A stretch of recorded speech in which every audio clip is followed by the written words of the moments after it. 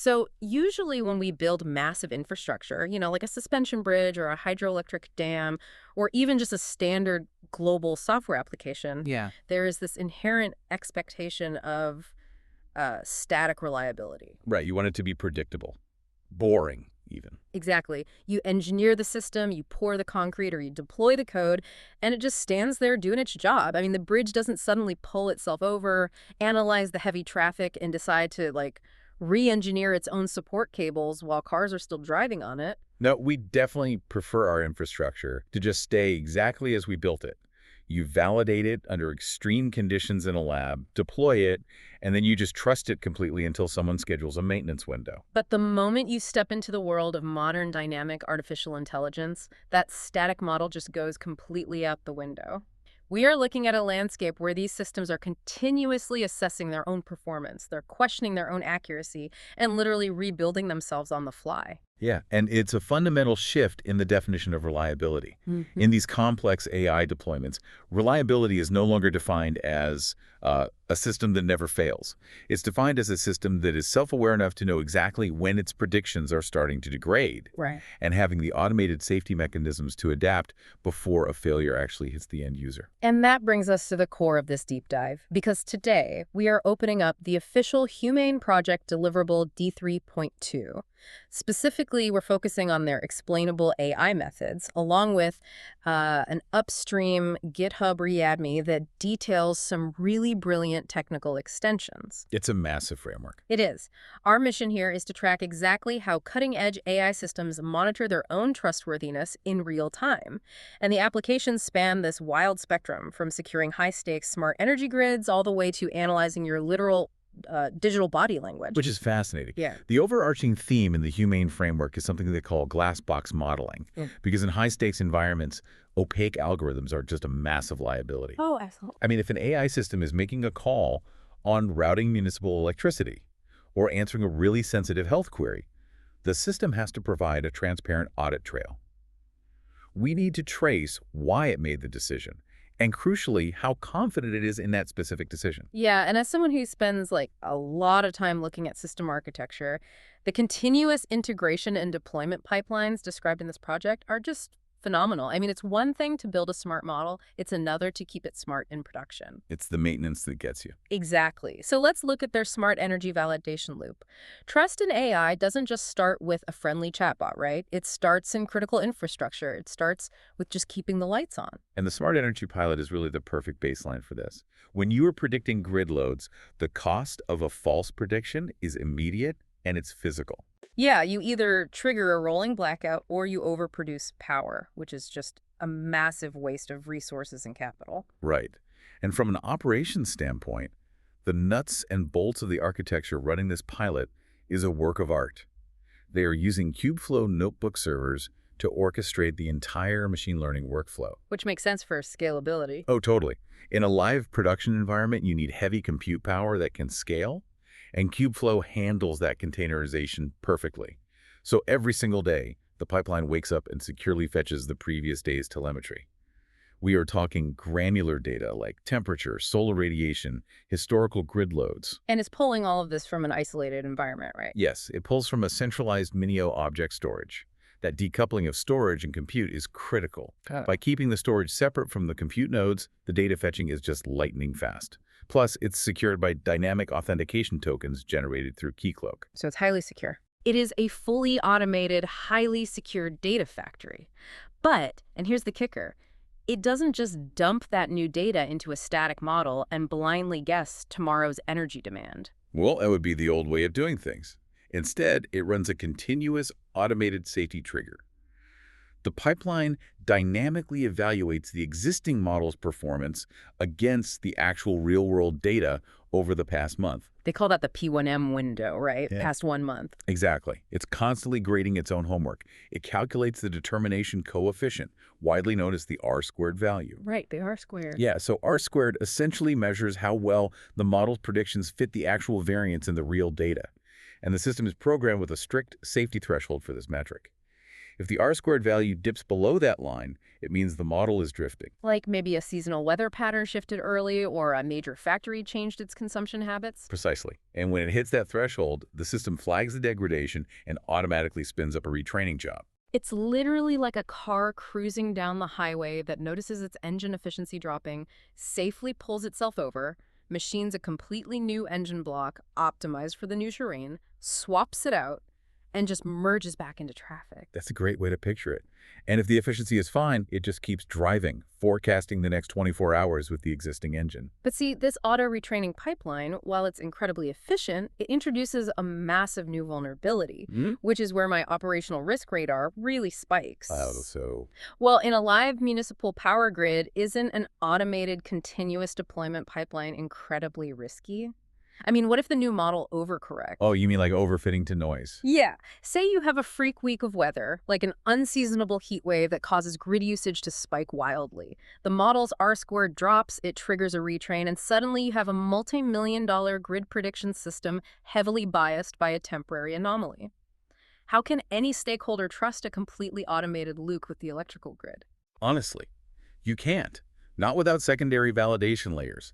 That exact scenario, overfitting to an anomaly, is why HumAIne integrated a capability detailed in their GitHub extension called weak spot analysis. Okay, weak spot analysis. How does that work? Well, the system doesn't just look at the overall R-squared average and blindly trust the new model. It actively slices the dataset to find specific feature regions where the model falls apart. Slices it how? Are we talking about segmenting the data chronologically or by weather events? It uses decision trees or histograms to isolate specific variables. So it might discover that the model's overall accuracy is 95%. But when it isolates for instances where the temperature spikes above 35 degrees Celsius at 2:00 p.m. on a weekday, the accuracy plummets to 60%. Oh, wow. So it isolates the exact boundaries of the anomaly. Sure. So it answers the most important question in operations, which is, under what specific conditions should I completely ignore this system? Exactly. That is the definition of a glass box approach. And they pair that weak spot identification with a really elegant mathematical technique called conformalized quantile regression, CQR. Yeah, I noticed CQR heavily featured in the deliverable. What does that actually look like for the operator looking at the forecast? Well, historically, an AI forecasting grid load would spit out a single brittle point prediction. It would just declare, tomorrow's peak demand will be 55 kilowatts. And if the demand is actually 65 kilowatts, the grid fails. Right. CQR changes the output entirely. Instead of a single number, it analyzes the variance in past predictions and outputs a calibrated prediction interval. It provides a confidence band. Yes. It tells the human operator, demand will fall between 50 and 60 kilowatts, and I can guarantee that with 90% confidence. It is literally visualizing its own mathematical doubt. That's incredible. Right. And if that confidence band suddenly widens to, say, between 40 and 80 kilowatts, the operator instantly knows the system is facing high uncertainty and can manually intervene. That changes the entire dynamic of using AI in production. You aren't just receiving an answer, you are receiving the system's margin of error. And the transparency is key. Yeah, and the way they deliver this insight is incredibly lightweight. The Kubeflow pipeline does all this heavy computational math, but it exports the results as static HTML and YAML dashboard reports straight back into the Minio storage. Which makes it accessible. Exactly.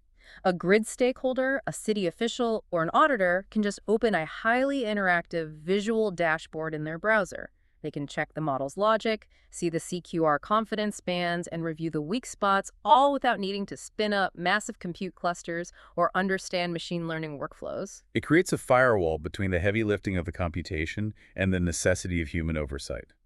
The complex math is automated, but the transparency is instantly accessible to anyone who needs it. Okay, so we have this robust, highly mathematical pipeline for predicting physical grid loads based on meteorological data, but this naturally leads us to the second massive challenge in the HumAIne framework. Which is human behavior. Right. How does an architecture like thing adapt when the telemetry it's processing isn't clean weather data, but a highly unpredictable, irrational human being? Well, we move from predicting physical grid loads to managing cognitive loads. The project applies the same rigorous demand and response logic to their human-centric chatbot. the HCC. The chatbot brain. Yeah. And right out of the gate, they tackle a major friction point in user experience, which is the cold start problem. The worst. Normally, when you interact with a highly personalized system, you are immediately hit with a tedious onboarding form. It demands to know your expertise level, your goals, your demographics. And no one wants to fill those out. No one. So the HCC bypasses that entirely using session-based user elicitation.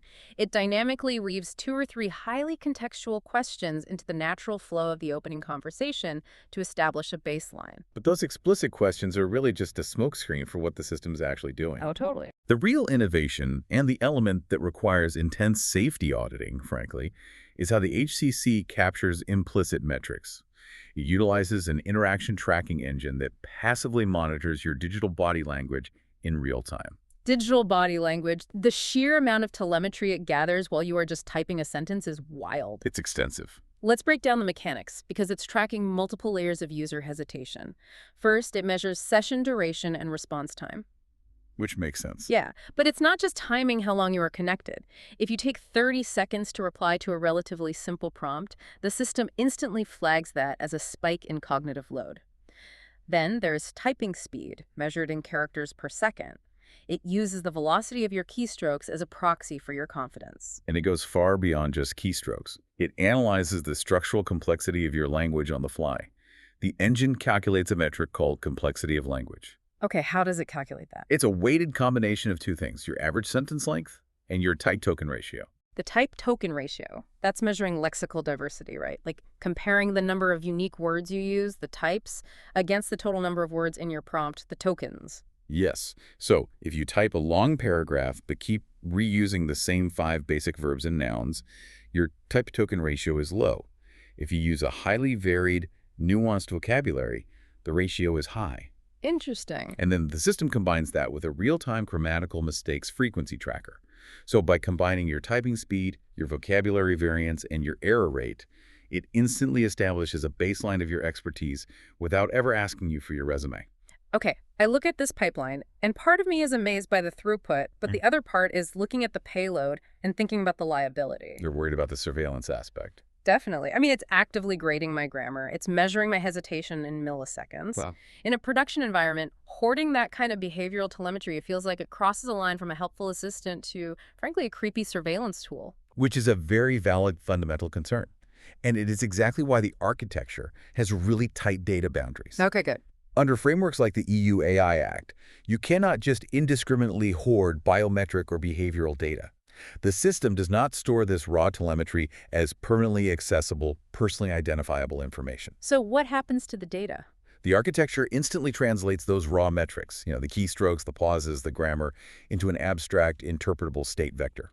Walk me through how that conversion works. Sure. So the pipeline takes the raw data, say a 35-second response time, a character per second rate of 0.5, and a low type token ratio. It feeds that into an algorithm which outputs a temporary anonymized state vector that simply reads user status, novice, cognitive state, overwhelmed. The raw data is dropped immediately. The sole purpose of that abstract vector is to feed the AI-driven user profiler, which in turn updates the prompt manager.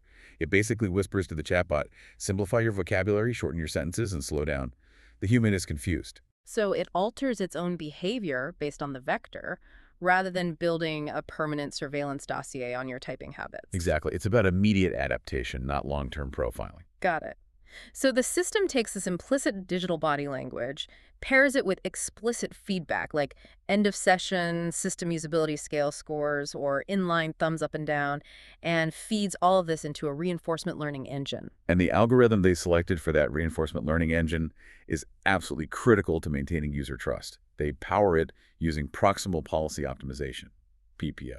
Yeah, I saw that. And there are dozens of RL algorithms out there.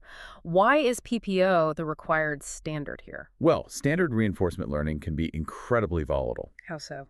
Think about it. If an AI analyzes your responses and its reward function dictates that it needs to be more helpful, a standard RL model might update its policies so aggressively that it completely shifts its persona. Oh, like a drastic personality change. Exactly. It might swing from a clinical formal tone in one message to an overly familiar slang-heavy tone in the next, just because it thinks that will maximize its reward. That kind of catastrophic shift shatters the illusion of reliability. Right, it becomes a chameleon changing colors every 3 seconds. Proximal policy optimization prevents this by mathematically clipping the objective function. It places a hard ceiling on how much the AI can change its underlying policy in a single update step. It forces the system to take baby steps. Yes. Even if the AI realizes it is communicating poorly, PPO ensures the behavioral shift is gradual, smooth, and natural. Because you want a co-pilot that adapts, not one that suffers from multiple personality disorder. Exactly. But looking at this architecture, there is a massive operational bottleneck staring us right in the face. Yeah. Reinforcement learning, by definition, requires trial and error. It does. It requires the agent to make mistakes, get penalized, and try again. How do you pre-train a system like this before you deploy it to actual human beings, especially in sensitive use cases like HumAIne's Smart Health Diabetes pilot? You're hitting on the biggest safety hurdle. You absolutely cannot throw an untrained, flailing RL agent at a vulnerable patient and let it practice its bedside manner by making constant errors. The ethical implications of live trial and error in a healthcare setting are a complete non-starter.